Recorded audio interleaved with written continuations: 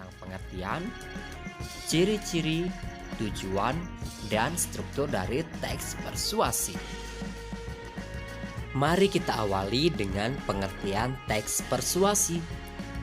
Apakah kalian masih ingat bahasa persuasif itu bahasa yang seperti apa ya? Mari coba kita lihat.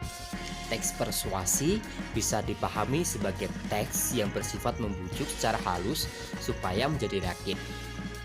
Teks persuasi juga bisa dipahami sebagai teks yang berisi ajakan atau larangan.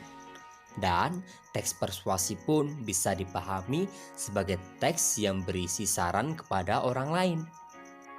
Dari ketiga pengertian ini bisa disimpulkan bahwa teks persuasi adalah teks yang berisi sebuah himbauan, ajakan, ataupun saran agar orang lain mengikuti apa yang diinginkan oleh penulis.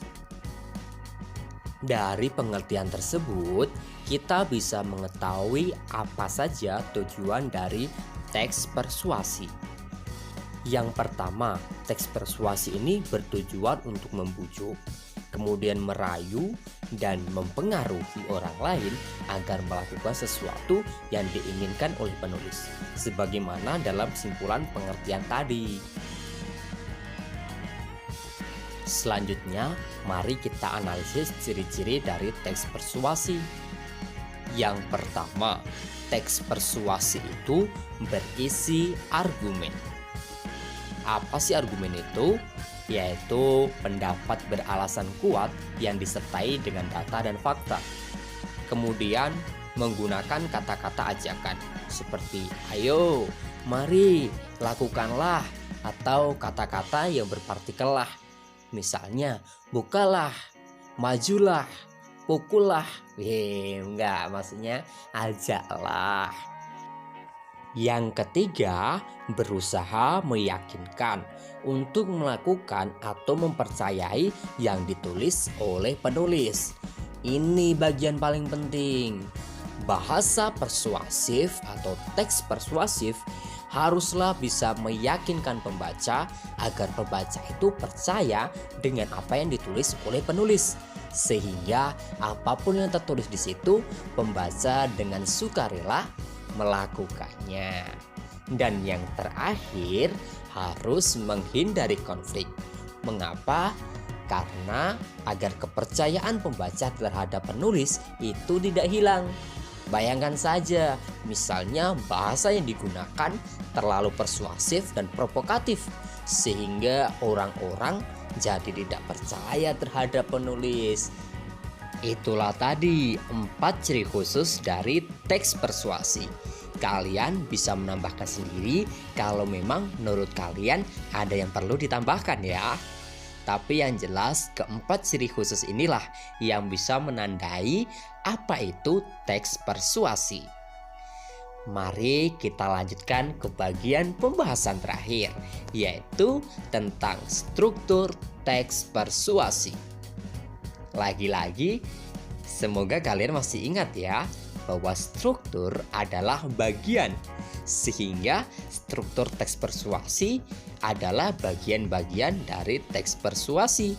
Yang pertama adalah pengenalan isu. Isu itu bisa kalian maknai dengan istilah masalah, sehingga pengenalan isu adalah pengenalan masalah yang menjadi dasar tulisan tersebut. Yang kedua ada rangkaian argumen. Argumen itu pendapat yang disertai dengan alasan kuat, sehingga rangkaian argumen adalah sejumlah pendapat yang terkait dengan isu yang diangkat. Pendapat-pendapat ini tentu saja adalah pendapat dari penulis teks persuasi. Bagian ketiga ada pernyataan ajakan. Disinilah inti dari teks persuasi. Biasanya berisi tentang dorongan-dorongan dari penulis kepada pembaca agar pembaca itu bisa terpengaruhi dan bisa melakukan apa yang diinginkan oleh penulis.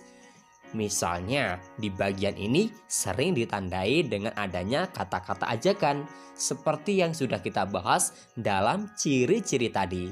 Kalau kalian masih bingung atau lupa, kalian boleh mengulangi videonya. Dan yang terakhir ada penegasan kembali. Apa yang ditegaskan? Ya, pernyataan-pernyataan sebelumnya.